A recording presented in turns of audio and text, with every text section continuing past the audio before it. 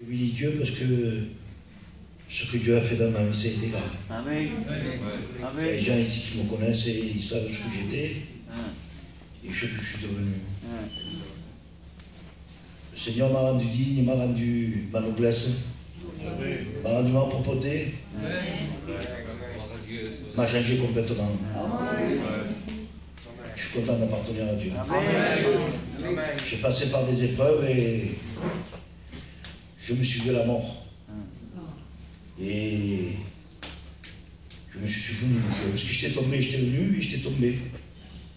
Et quand j'ai fait l'infarctus que j'allais mourir, pour moi j'allais mourir, je savais à qui crier. Je savais que Dieu existait. Dieu n'a pas permis que je m'en aille. Dieu a permis que je reste là. Je n'étais pas bien sûrement. Mais il n'y a rien de meilleur de donner son cœur à Dieu. De retrouver cette lignée que j'avais, j'en suis fier. De ne pas faire n'importe quoi comme je faisais. Parce que quand on vit dans ce monde, on est toujours à la recherche de quelque chose. On veut toujours réussir, alors pour réussir, on fait des choses qui ne sont pas bien. Mais quand on est avec Dieu, on est droit, on essaie. On réfléchit plus. On fait plus attention chez nous.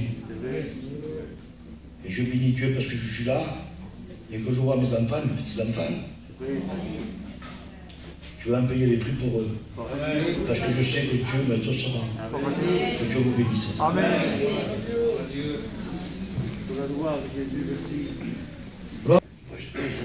Je suis ému. Voilà, c'est une grâce que je suis ici pour pouvoir parler. Parce que logiquement, je ne devrais pas être ici. Je devrais être à l'enfer. De se mentir. Et j'aimais beaucoup Dieu, je suivais Dieu. Et j'ai eu de la négligence et j'ai lâché la main de Dieu. C'est un malheur que j'ai fait, un grand regret que j'ai, d'avoir lâché la main de Dieu. Et c'est vrai, quand j'avais lâché la main de Dieu, j'ai eu peur que les jeunes frères me suivent dans la perdition là où j'allais. Et les frères n'ont pas suivi, ça ne les a pas amenés à quitter l'église. Et quelques années sont passées comme ça. Je suis rentré dans des bêtises, dans le péché, dans la honte. J'ai donné un mauvais témoignage à l'église, à mes frères et sœurs. Et ma mère est tombée malade. Elle a failli mourir. On attendait qu'elle meure à l'hôpital à Vignoc-Navarre. Et le frère Michel qui était venu avec le frère à bébé. Un serviteur de Dieu était aussi. Mais c'est pas pour ça que j'ai prié Dieu. C'est pas pour ça que je me suis engagé vers Dieu. Et quelques mois passés, et je travaillais, je commençais à ne pas être bien, à avoir des douleurs sur les côtés, à me mettre dans ma chambre, me mettre dans le noir, les après-midi, le week-end, à entendre des voix. Je commençais à entendre des voix. Bon, et j'allais à Carimo, je dirais Carimo, et j'en ai parlé à des personnes qui travaillaient dans l'hôpital, et ils m'ont envoyé au centre antidouleur pour les douleurs que j'avais, et voir un psychologue. Lui, je n'étais pas rentré encore à l'hôpital, rien. Et on me faisait des infiltrations tous les 15 jours pour les douleurs que j'avais, et je voyais un psychologue qui me parlait, qui me faisait parler, qui me faisait parler. Et entre-temps, j'étais avec un ami à moi, que je travaillais avec lui depuis 30 ans, et il a fait une mort subite à côté de moi, j'étais en train de conduire. Et j'ai éprouvé de secouriste quand j'avais passé au travail, mais j'ai eu tellement peur que je ne l'ai pas touché. J'ai juste appelé les pompiers, je ne l'ai pas touché, je l'ai laissé mourir. Et après ça, juste après ça, je suis parti vraiment dans les ténèbres, on peut dire. Je n'arrivais plus à penser normalement. Je voyais cette personne qui était morte devant moi. Elle me prenait par l'épaule, des fois, et elle me disait, c'est ta faute si je suis mort. Et elle me disait, pas de toi. Mais c'est la personne que je tenais, je n'étais pas rentré encore dans l'hôpital. Je sentais la chair. Ce n'était pas un esprit, je sentais la personne que je touchais. Cette voix, ce n'était pas une voix d'homme ni une voix de femme. Elle me disait, pas de toi. Pas de toi, tous les jours. Je ne l'avais pas dit à ma femme, je ne l'avais pas dit à mes filles, je ne le disais à personne. Et pas de toi. Pas de toi. Chaque jour, le matin, l'après-midi, en travaillant dans le camion, en mangeant dans ma chambre, je commençais à avoir des peurs, à voir cet homme tout le temps qui me faisait signe, qui s'approchait de moi. Et à un moment, je dis, ça te voit, me dit, panne-toi, faut que tu te pannes. Je dis, ben, je me panne, je vais le faire. Et on avait prévu un voyage à Disney, avec mon épouse et mes enfants. Et j'avais tout prévu à la passerie. Je dis, à la passerie, je vais mettre le chariot élévateur là. J'avais pris le chariot élévateur, je l'avais mis à l'endroit. J'avais vu avec comment positionner la corde. Tout prévu. Je dis, bon voilà, je vais à Disney. Quand je reviens de Disney, à 5h du matin, je suis toujours au travail à 5h, je me pendrai. Mais il fallait que je le fasse. Si j'avais pas peur, c'était plus fort que moi, il fallait que je le fasse. Et je vois la psychologue encore pour les infiltrations. Mais je parle à la psychologue, je ne me rappelle plus ce que j'avais dit. Et le lendemain, mon téléphone, c'était un samedi matin, j'étais avec mon épouse. Il dit, monsieur Corias, oui. Il foudrait que tu ailles aux urgences à Carimo. J'ai dit, en y pensant maintenant, il y a Dieu qui a pas voulu que je meure. Parce que ce psychologue s'occupait de moi comme ça. Et je suis allé à Carimo, j'ai vu une psychiatre.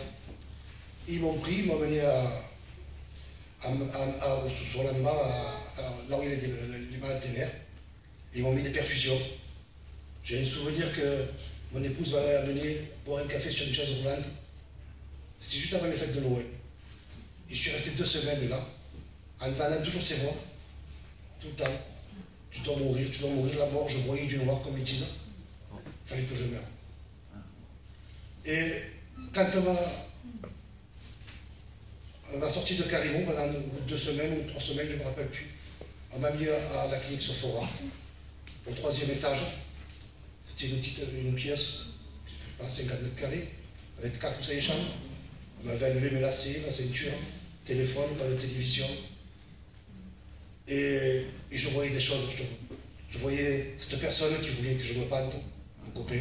C'était plutôt un esprit démoniaque, des démons que je voyais. Et le soir, on me mettait des perfusions. Là, on a commencé à me donner un traitement que j'avais eu à Carimo. Et le soir, on me mettait des perfusions. Et j'étais sur lui, je sentais que je m'envolais à ces perfusions. J'en voulais tous les soirs après, parce que c'est comme une drogue. Pour pas que je passe à l'acte. Et j'appelais les infirmières, parce qu'on n'avait pas de sonnette. Je criais, je ne sais pas comment je me rappelle plus trop, parce qu'il y avait des animaux dans la chambre. Je sentais le poids sur la couverture. J'ai dit, enlevez-les. Mais il n'y a rien, monsieur, il disait. Il dit, si, il y a. Et là, les peurs ont commencé à venir. En plus des voix que j'entendais, des visions que j'avais des grosses peurs. La journée, quand après je suis descendu au 2e étage, ça allait un peu mieux. Mais mes peurs étaient là. J'avais quelques visites, j'avais l'air bien, je faisais des choses. Mais quand il arrivait, le noir, la nuit qui commençait à arriver, c'était des films d'horreur, c'était comme si j'étais dans l'exorciste. C'était incroyable, je mettais les chaînes contre la porte, je ne pouvais plus dormir, je criais dans la peur. Je n'en pouvais plus. Et un soir, il y avait ma petite fille que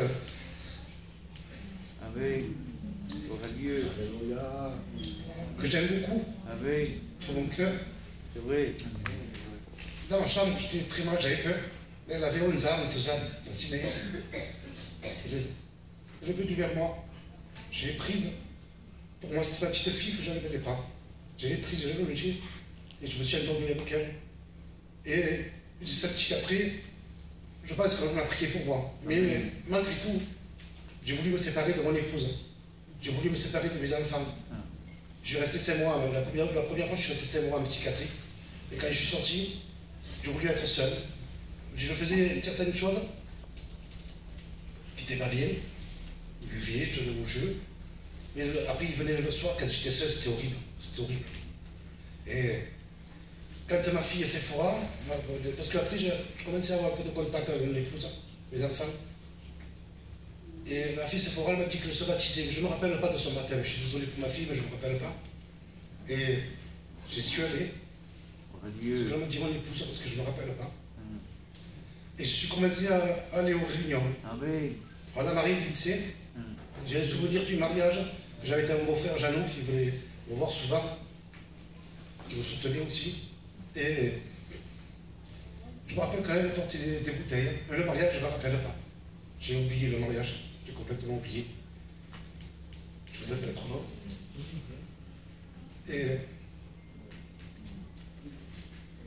Et Sephora, elle était baptisée.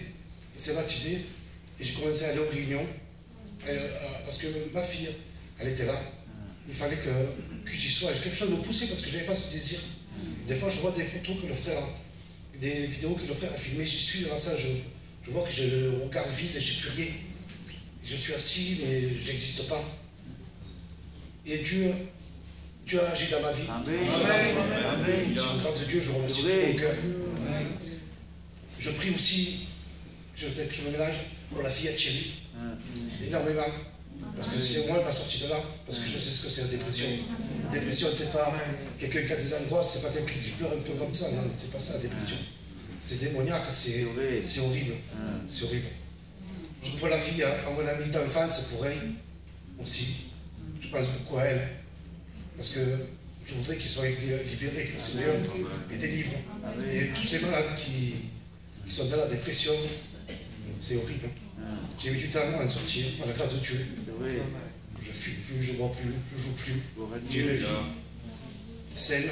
Je suis heureux. Je rends grâce à Dieu aussi parce que il y a mon frère Siflo qui est revenu à Dieu. Mon frère David qui est revenu. Mon David, le petit David qui ne s'est pas perdre. Ses frères, c'est là que j'aimais beaucoup aussi. Que j'aime toujours. Et c'est une grâce que Dieu m'a fait. Dieu n'a pas permis que je me suicide. Je prie pour vous tous, pour chacun de vous, ne tombe pas malade, qui ne se laisse pas avoir par la dépression, parce qu'elle te surprend. Elle te surprend, mais c'est incroyable. C'est incroyable. Tu n'as plus d'honneur, tu n'as plus rien. J'étais bien qu'avec les dépressifs. Je ne voulais plus voir les gens normaux. Moi, les gens normaux, c'est schizophrènes, maniaco-dépressifs, bipolaires, et tant d'autres. C'était qu'avec eux que j'étais bien, je comprenais. On se comprenait, on parlait, on se comprenait. J'étais que bien qu'avec ces gens-là. Et voilà, et Dieu m'a délivré. Avec la prière, avec la sévérance de l'Église. Je remercie l'Église, je remercie les frères, les sœurs qui ont prié pour moi. Et voilà, et j'espère que ce travail se fera aussi sur ta fille Thierry. Amen. Gloire à Dieu. Gloire au Seigneur. Béni soit Dieu, Amen. Jeannot a dit quelque chose qui m'a touché. Il a dit, j'étais assis et j'étais là, mais c'est comme si je n'existais plus. Mais même quand pour nous, on n'existe plus, pour Dieu, on existe encore. Et je bénis Dieu. Parce que le Dieu que nous avons est le Dieu de ceux qui l'invoquent. C'est-à-dire, toi tu es bien, mais tu es sans Dieu. Il vaut mieux passer par la dépression et ensuite revenir à Dieu, plutôt que d'être en bonne santé et mourir sans Dieu. Tout ce qu'on passe est voulu de Dieu, mais le but de Dieu, c'est qu'on vienne à lui. Et je bénis Dieu pour, eh bien, c'est peut-être bizarre ce que je veux dire, mais pour le parcours de mon frère. Parce que la compassion que Jeannot a pour la fille de Thierry, je ne l'ai pas. Parce que je n'ai pas passé par là. Et Dieu permet qu'on passe certaines choses pour qu'on ait plus de compassion pour les autres. Et tout ce qu'on passe finalement dans notre vie, on croit que c'est un malheur. Mais c'est quand on passe par le malheur qu'on comprend les malheureux. Alors ce soir, alléluia, je vais appeler tous mes frères. Et nous allons chanter le dernier cantique ensemble. Amen. Ce soir, c'est pas moi qui devais faire la réunion. C'est le frère Gervais. Mais il n'a pas pu parce que sa compagne est malade. Donc il n'a pas pu venir faire la réunion ce soir. Mais je le crois que Dieu connaît toutes choses. Amen.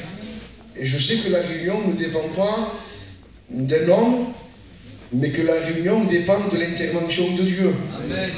Quand Dieu a décidé de parler à quelqu'un, il s'est même servi d'un âne. À plus forte raison, il peut se servir de moi.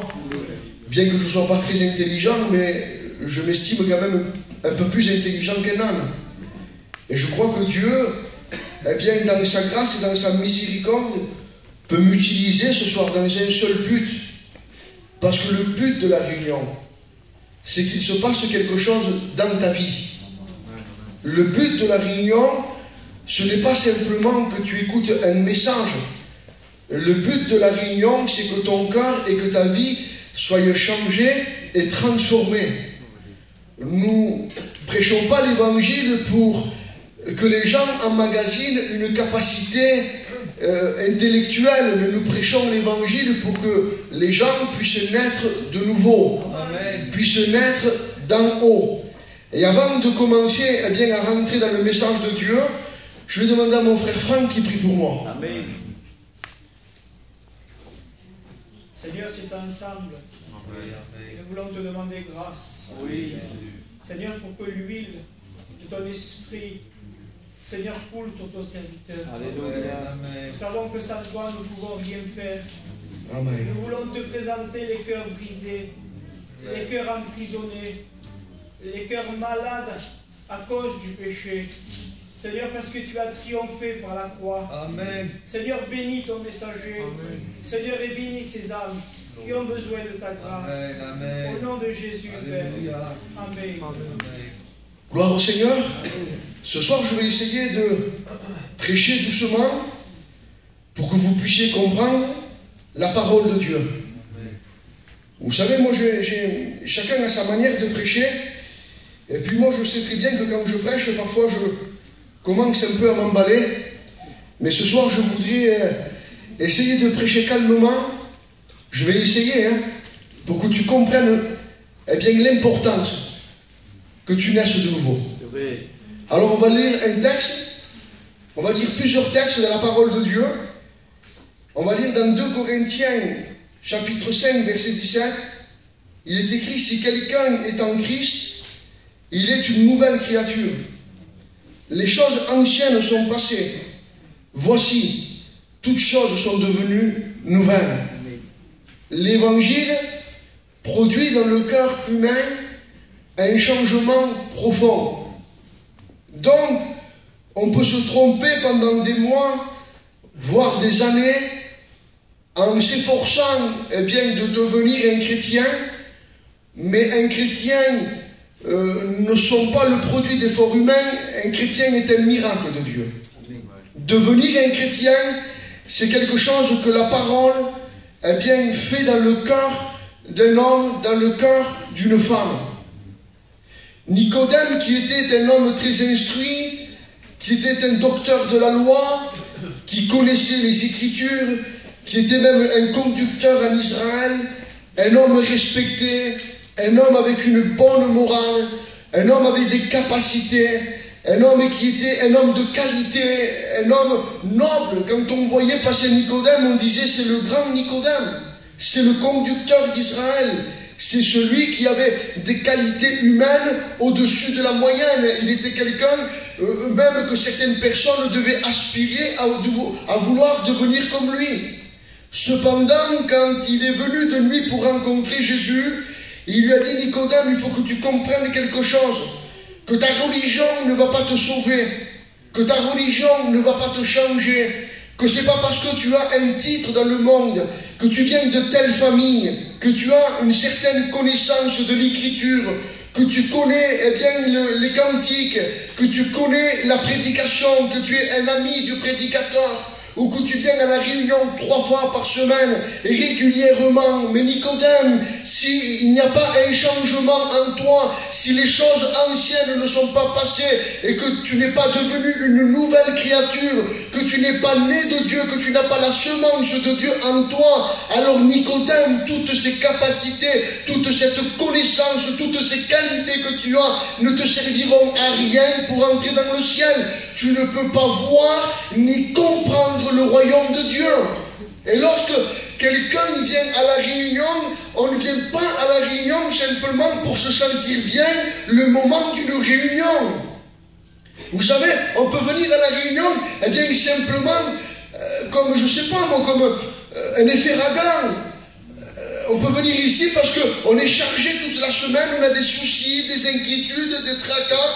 On vient à la réunion, on sent une certaine paix, des cantiques sont chantés, il y a des témoignages, et la paix qui est là nous fait du bien que pour un moment. Mais Dieu ne veut pas simplement que tu aies la paix 1 heure ou 2 par semaine. Dieu veut te donner sa paix et il veut que tu transportes sa paix. Il va dire, je vous ai annoncé partout où vous irez l'évangile, la bonne nouvelle. Soyez des porteurs de bonnes nouvelles.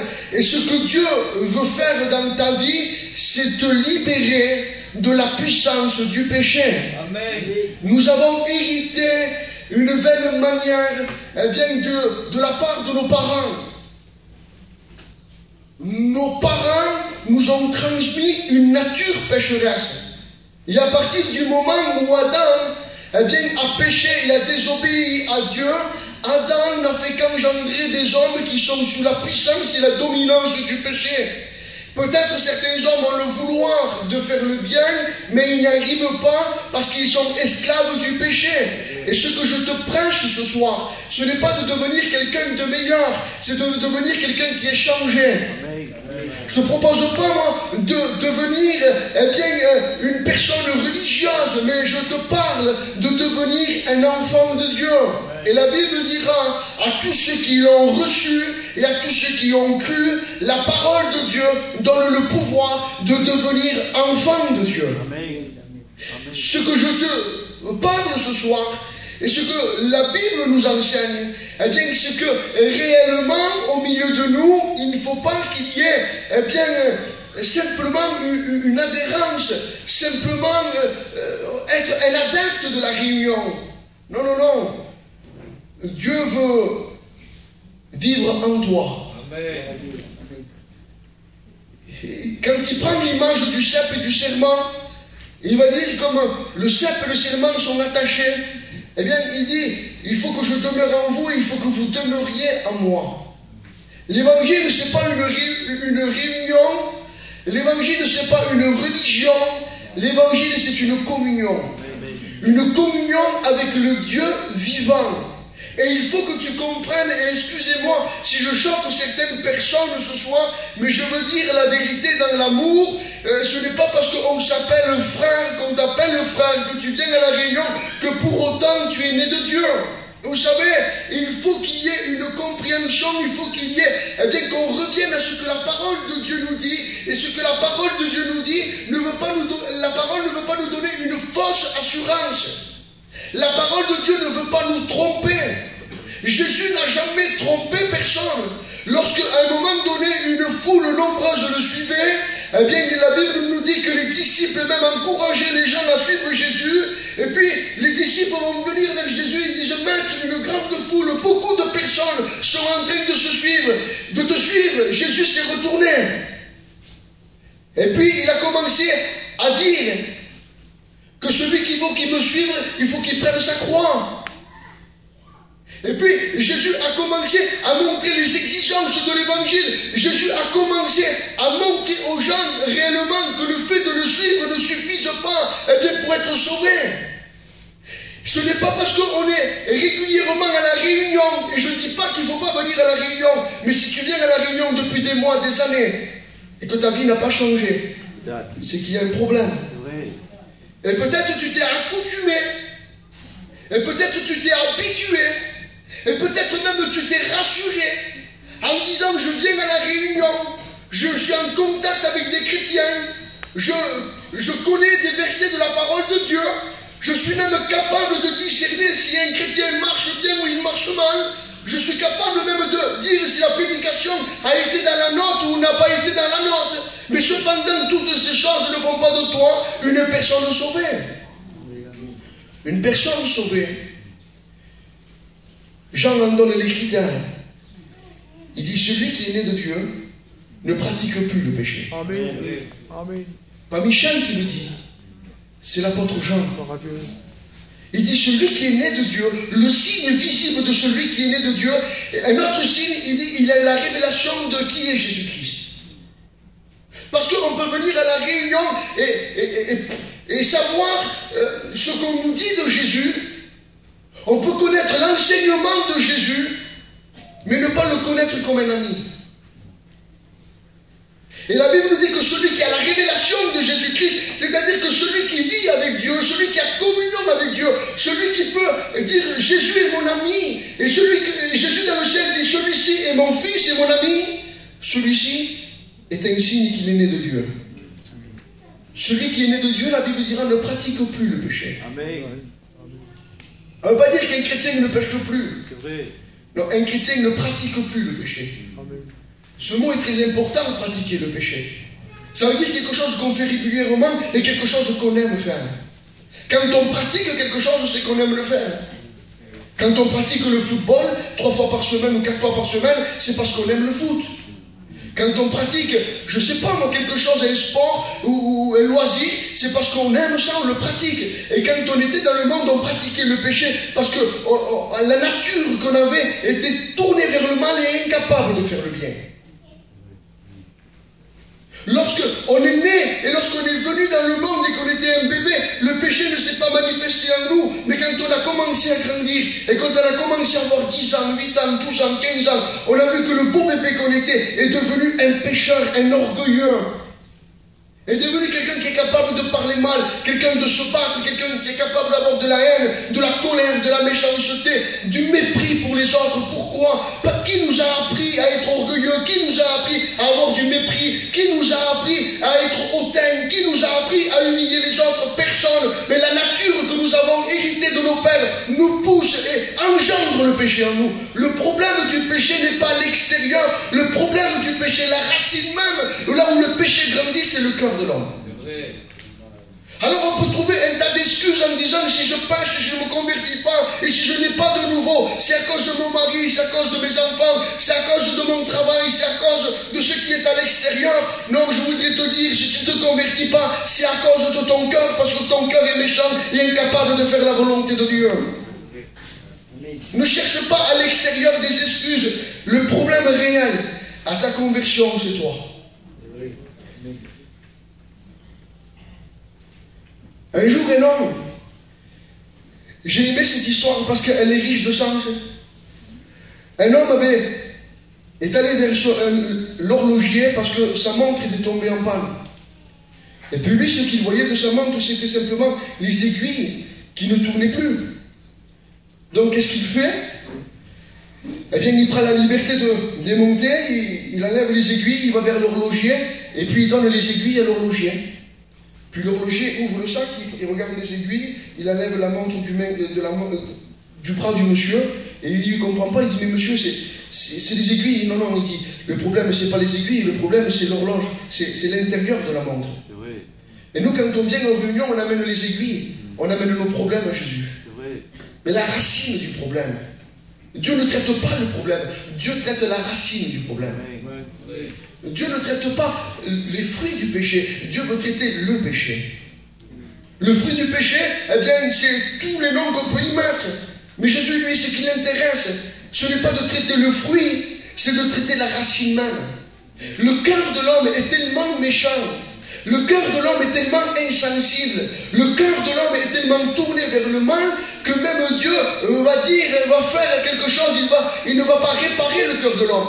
Parce qu'il est irréparable, il va le changer. Dieu, dans sa connaissance et dans sa préscience et dans sa toute-puissance, eh bien, ne se permet même pas de réparer le cœur de l'homme. Il dit, je vous donnerai un cœur nouveau. Parce qu'on ne peut pas réparer le cœur de l'homme, on ne peut pas l'améliorer. Il est mauvais dès sa naissance. Et dès que l'homme naît, ses pensées sont constamment tournées vers le mal. Et il faut que tu comprennes quelque chose, que ton éducation, que ta noblesse, que la famille de laquelle tu viens, même si tu es né orgueilleux, ne fera pas de toi un sauvé. Même si tu te crois supérieur aux autres, parce que tu as un certain témoignage, eh bien ce témoignage humain, eh bien s'il n'est pas attesté par le témoignage divin, ne te permettra pas de rentrer dans le ciel. Ce qui nous permet, eh bien, d'être acceptable aux yeux de Dieu, c'est quand on commence à dire, Seigneur, je suis un pécheur, privé de ta gloire. Oh Dieu, merci. Et ce soir, alléluia, peut-être qu'au milieu de nous, des gens ne parviennent pas à la nouvelle naissance. Des gens ne parviennent pas à naître de nouveau. Et Jésus va dire ici, un homme ne naît pas d'eau et d'esprit. Vous voyez, il parle de l'esprit. Il ne parle pas de la moralité. L'homme est né corps, âme et esprit. Et ce que Dieu veut toucher, ce n'est pas ton corps. Ce que Dieu veut toucher, ce n'est même pas ton âme. Ce que Dieu veut toucher, c'est ton esprit. C'est pour ça que quand quelqu'un naît de nouveau, il est incapable de comprendre, d'expliquer avec son intelligence humaine ce qui s'est passé dans sa vie. Il dit, je ne sais pas, j'ai écouté la prédication, j'ai écouté quelque chose, j'ai écouté que Jésus m'aimait, j'ai écouté que Dieu me pardonnait, je n'ai pas tout saisi, je suis incapable de vous dire ce qui s'est passé, mais j'ai compris quelque chose que je n'arrive pas à expliquer.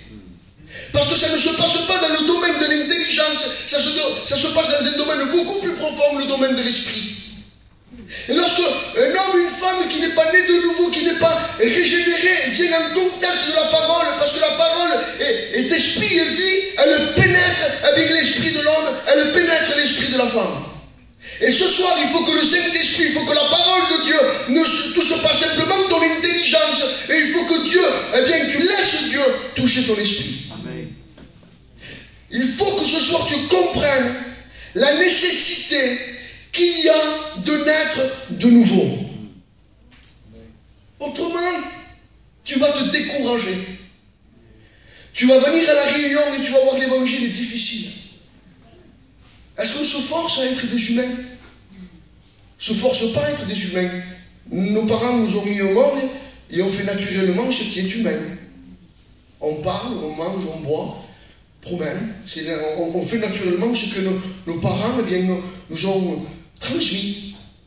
Quand on est chrétien, on ne se force pas à prier. On ne se force pas à aimer.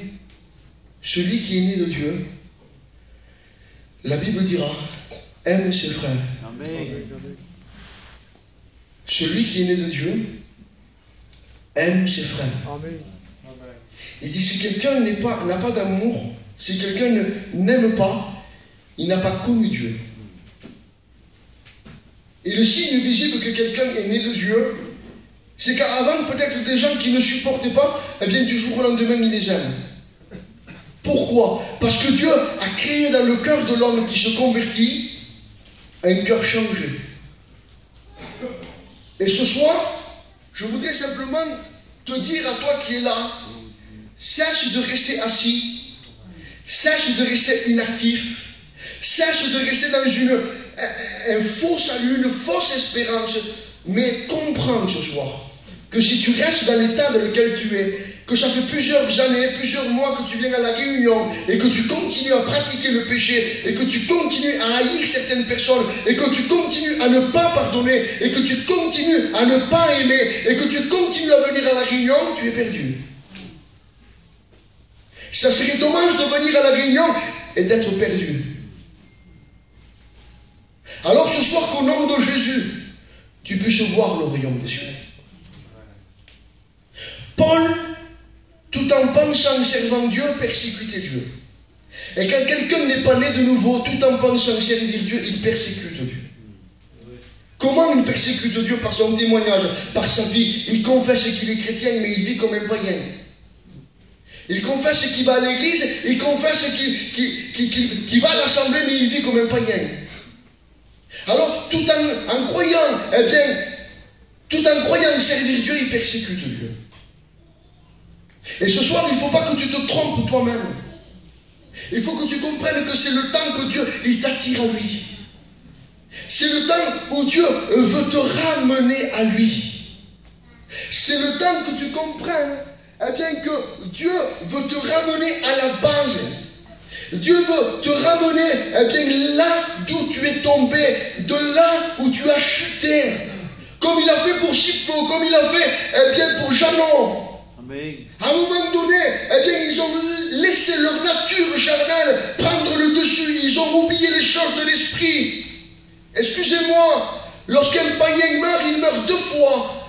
Il meurt physiquement et il meurt spirituellement. Il est pire qu'un animal. Parce que lorsqu'un animal meurt, il meurt une fois. Et puis, il n'a pas d'âme, il a une âme éphémère. Il va ni au paradis, ni en enfer. Mais lorsqu'un homme meurt sans Dieu, il meurt deux fois. Il meurt physiquement et il meurt spirituellement. Mais lorsqu'une personne rencontre Dieu, il ne meurt pas. Quand bien même il serait mort, il vivra encore, il dit. Et ce soir, il faut que tu reviennes à la vie. Cette vie que tu as perdue, cette nouvelle naissance, ce commencement de l'œuvre de Dieu, la semence de Dieu que Dieu a mis en toi. et que tu as laissé bien de côté, que tu as étouffé, que par des choses mondaines, tu as laissé ta nature pécheresse reprendre le dessus, parce que tu ne veux pas pardonner, et parce que tu veux laisser ta colère agir, et parce que tu veux laisser tes émotions méchantes prendre le dessus, tu laisses de côté la parole de Dieu. Mais Dieu te dit ce soir, à moi la vengeance, à moi la rétribution, ne te venge pas, laisse-moi agir en toi, et je vais te bénir ce soir. Parce que Dieu t'aime, et parce que Dieu veut te sauver, parce que Dieu veut te libérer, parce que Dieu ne supporte pas de savoir que tu vas être perdu pour toute l'éternité. Alors encore dans cette réunion, il te tend la main et il te dit, je suis prêt à tout recommencer avec toi. Je suis prêt encore à me révéler dans ta vie. Je suis prêt à te bénir comme le jour où tu es venu pour la première fois. On se fait un tas de logique humaine. Si je viens à la réunion, il faudra que je change mes habits. Si je viens à la réunion, il faudra que je fasse cela. Si tu viens à la réunion et que tu laisses Dieu changer ton cœur, je te le promets de la part de Dieu, qu'instantanément, plus rien ne te coûte. La vie chrétienne ne coûte pas. Est-ce qu'un père, ça lui coûte d'aimer ses enfants? Si nos enfants nous font des misères, on est encore là pour eux. Si demain mon fils prend 45 ans de prison, beaucoup, hein, il a dû faire quelque chose de mauvais. Je vous promets que je vais le voir au parloir. Je vous promets qu'encore je lui témoigne de mon amour. Je vous promets qu'encore j'espère qu'il change. J'espère qu'il se repente. Je vous promets que mon amour de père ne changera pas pour lui. Malgré que je sais que ce qu'il fait est mal, que je ne suis pas d'accord avec ce qu'il fait, mais mon amour est plus fort, je suis obligé de lui témoigner de l'amour, je suis obligé de lui dire encore, de lui tendre la main, de lui proposer une porte de sortie. Et ce soir, je voudrais te dire que l'amour de Dieu, que les compassions de Dieu, le poussent encore dans ces moments à te témoigner de son amour. Il te dit, je t'aime. Je t'aime, je veux te sauver, je veux te libérer, je veux te faire naître de nouveau, je veux faire de toi une nouvelle créature. Viens à moi. Viens à moi tel que tu es. Viens à moi avec tout ce qu'il y a dans ton cœur. Viens à moi, mais viens à moi avec quelque chose en te repentant. Viens à moi en n'aimant plus ce que tu pratiques. Parce qu'on peut pratiquer quelque chose et ne pas aimer ce qu'on pratique. Je sais qu'il y a des gens qui, malheureusement, ont été pris dans la drogue. Et à un moment donné, ils ont voulu s'en sortir, mais la drogue était tellement forte que, ça dépassait leur capacité. Et parfois, il y a des choses qui sont dans notre cœur que ça vient pas de notre capacité. Notre capacité humaine n'est pas capable de le faire. Et Dieu connaît cette faiblesse-là. Il dit, je sais que tu veux t'en sortir. Je sais que tu n'y arrives pas, mais si tu veux moi, si tu me demandes, si tu clémandes, et si tu dis, Seigneur, viens à mon secours, car je péris, je suis un pécheur, alors instantanément, dans cette réunion, Dieu change ta vie et Dieu change ton cœur. Vous comprenez, la vie de Dieu, la véritable vie de Dieu, ce n'est pas à coup de prière, ce n'est pas à coup de venir à la réunion. Ce n'est pas à coup de cantique, ce n'est pas à coup de... Je ne sais pas moi, il semblerait qu'il faut qu'on fasse beaucoup de choses. Dieu n'a pas besoin de beaucoup de choses. Dieu a besoin d'un cœur repentant. Il y a un cœur qui dit, Seigneur, je désire changer. Seigneur, je veux te rencontrer. Je ne connais que la réunion, Seigneur. Je ne connais que les cantiques et les pasteurs. Je connais que des versets de la parole de Dieu. Mais Seigneur, je ne te connais pas. Révèle-toi à moi. Quelque chose de surprenant lorsque, Dieu s'est révélé à Paul. Il a dit, Seigneur, qui es-tu? Mais comment, Paul? Tu as étudié la Torah toute ta vie. Tu étais le plus intelligent de toute ta génération. Tu étais le plus élevé en connaissance. Tu étais celui qui dépassait tous tes maîtres. Et pourtant, à un moment donné, lorsqu'il a rencontré le maître, il a dit, Seigneur, qui es-tu? Et je voudrais te dire qu'il est temps que tu dises dans cette réunion, ce que le grand apôtre Paul a dit. Seigneur, qui es-tu? Seigneur, que veux-tu? Seigneur, qu'est-ce que tu attends de moi? Alors Dieu te dira une chose. J'attends que tu cries à moi. Que je crie, Seigneur, pourquoi? Parce que tu es un malheureux. Tu es un malheureux qui te croit heureux. Tu es un malheureux qui joue les heureux. Ça arrive, ça, dans le monde. On est malheureux, mais on joue les heureux. On est malheureux, méfiez-vous de ceux qui changent de voiture souvent. Méfiez-vous de ceux qui sont souvent en avant et qui veulent souvent montrer quelque chose. Méfiez-vous, ce sont les plus malheureux des hommes. Ce sont les plus malheureuses des femmes. Parce qu'ils veulent cacher quelque chose qui est à l'intérieur d'eux par autre chose. Mais Dieu te dit, je connais ton cœur. Amen. Je connais ta vie. Avant même que tu parles, avant même que tu ne sois conçu et que tu souffles, que tu respires ton premier bol d'air, je savais que tu allais venir au monde. Alors ce soir, ne joue pas les heureux. Ne joue pas les durs. Ne joue pas le fort. Mais ce soir, humilie-toi devant Dieu. Ce soir, crie à lui de tout ton cœur. Et instantanément, pour toi, tu peux devenir une nouvelle créature. J'ai écouté un témoignage hier à Avignon d'un frère qui s'est converti. Et il a reçu une conversion tellement forte que le lendemain, quand il est allé voir sa mère l'a regardé et il a dit, mon fils, il y a quelque chose qui s'est passé en toi.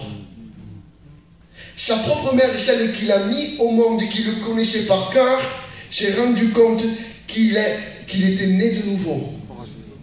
Le mot naître de nouveau veut dire deux choses.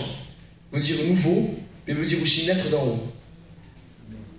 C'est-à-dire recevoir quelque chose de nouveau, mais qui n'existe pas sur la terre, recevoir quelque chose de nouveau qui vient du ciel. Et ce soir, rien sur la terre ne pourra changer ton cœur, rien sur la terre ne pourra changer ta vie. Le seul qui peut changer réellement ton cœur et ta vie, c'est le Seigneur. Alors, ce soir, il y a un choix. Un choix de continuer comme ça. Un choix, de faire semblant que tout va bien alors que tout le monde sait que ça ne va pas. Ou le choix d'être vrai. Et de crier à Dieu. Si tu es vrai, ça ne va pas être beau. Sur le moment, c'est vrai, c'est pas beau. Quand on s'humilie, quand on se voit au miroir de la parole de Dieu et que Dieu nous renvoie l'image qu'on est un pécheur privé de sa gloire. Lorsque j'ai rencontré Dieu pour la première fois et que je me suis repenti, j'ai pleuré pendant je ne sais pas combien de temps. Je me sentais sale devant Dieu. Je me sentais pécheur. Mais Michel, tu t'es converti, tu n'as pas beaucoup pratiqué le péché. Mais vous savez, c'est pas parce qu'on ne pratique pas certaines choses qu'on ne sait pas qu'on est capable de les faire.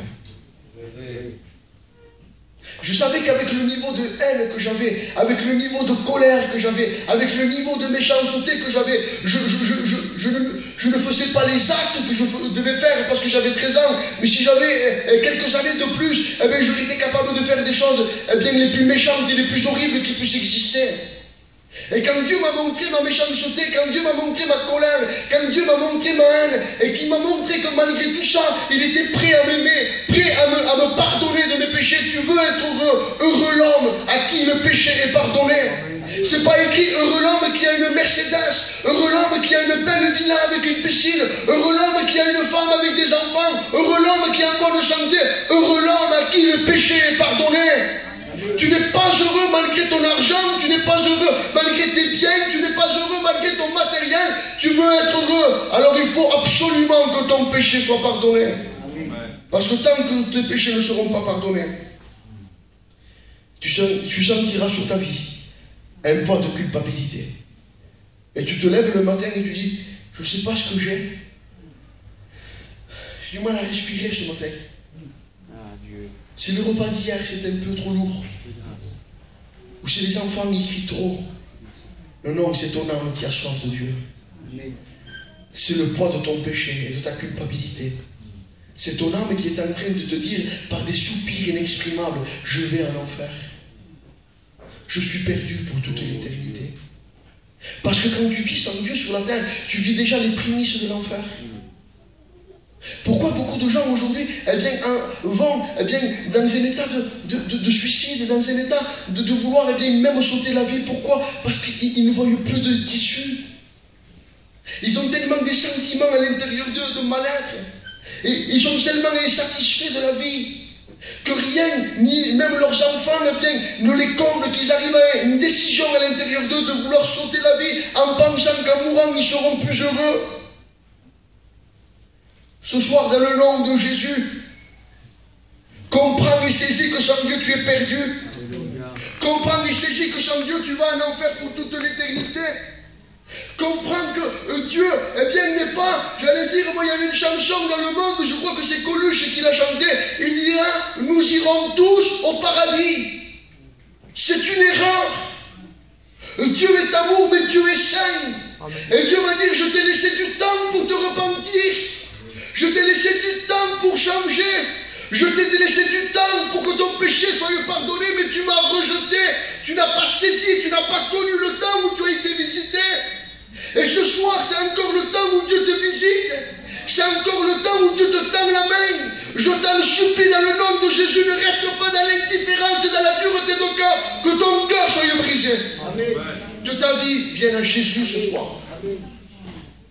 Quelle tristesse de comparaître devant Dieu, devant son saint tribunal, devant le grand trône blanc à la fin de toutes choses. Et là, apparaître devant Dieu et avoir la bouche fermée parce que Dieu dévoilera le film de notre vie. Il te montrera cette réunion et il te dira, j'avais utilisé mon serviteur, j'avais utilisé les témoignages, j'avais utilisé le Saint-Esprit de témoigner et j'avais tout fait pour que tu te repentes et tu as refusé. Et il te montrera toutes les années que tu es venu à la réunion, tout ce que Dieu a fait hors de la réunion, même dans ton sommeil. Dieu te fait penser à lui le matin quand tu te lèves. Dieu te dit repens-toi parce que l'Esprit de Dieu, là où nous on s'arrête, lui il continue. Et il te montrera toutes les fois où tu t'es levé avec une soif de vouloir te repentir et encore où tu as dit plus tard, demain. Et il te montrera tout le fil de ta vie. La Bible dira que tout genou fléchira devant lui. Et toutes les bouches seront fermées. À certains, il dira, rentre bon et fidèle serviteur dans la joie de ton maître. Et à d'autres, jetez-les au dehors dans les ténèbres. Ce soir, que dans le nom de Jésus, tu puisses comprendre une chose. Que ce qui t'amène à l'enfer, c'est le refus de te repentir. Que ce qui t'amène à l'enfer, ce n'est même pas ton péché. C'est le refus de te repentir. Tu refuses. Et en refusant, tu attires la colère de Dieu. Alors ce soir, on ne va pas aller plus loin. Je redirai ce verset. Si quelqu'un est en Christ, il est une nouvelle créature. Les choses anciennes sont passées.